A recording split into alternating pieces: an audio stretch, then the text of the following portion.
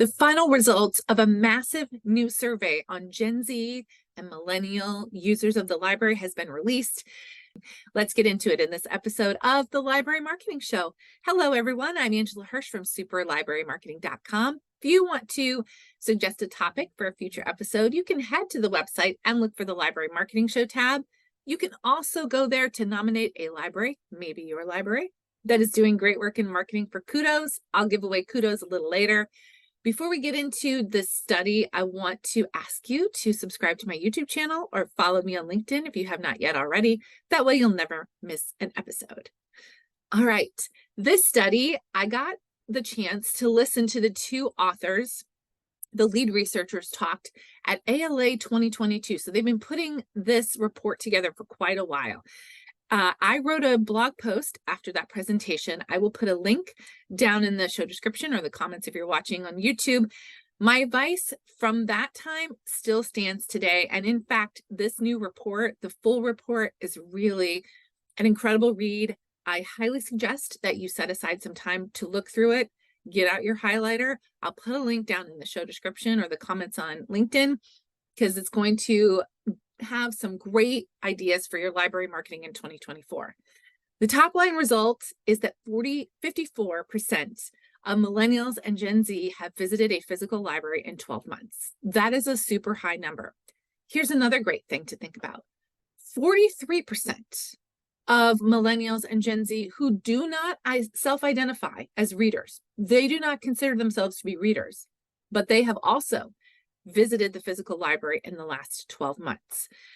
That means we have a large portion of our community that we can spend some time in 2024 getting engaged and making them lifelong library lovers and users.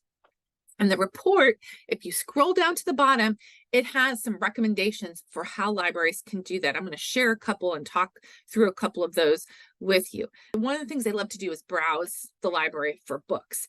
So if we're getting their attention there, we should be using that space to promote our books and promote other services. This is also one of the reasons why I always advocate for this very simple marketing tactic. Put together a couple of bookmarks that are very simple and clear, that have some cross promotion of other library services that may appeal to Gen Z and millennials, and put them in books on the shelf and in your holds and checkouts. You need to be focusing on where these folks are paying attention when they're paying attention, because Gen Z has a lot of values. I know this as a parent of two Gen Zers.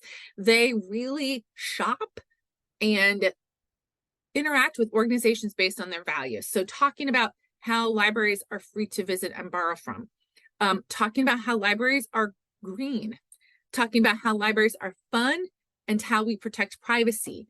Those are all values that align with Gen Z and millennials, and they will really respond to that and engage if you start talking about those in your library marketing. Down in the comments, let me know what you think. Did you learn anything new from it? And is there anything that your library is doing in particular to market to Gen Z and millennials? Let's get a conversation started. All right, it's time for Kudos. And my Kudos today goes to a long list of libraries. So I'm not going to name them all. But in my day job at Novelist, I recently had the privilege of coming up with a list of best emails of the year from libraries. I had the most fun time putting this together.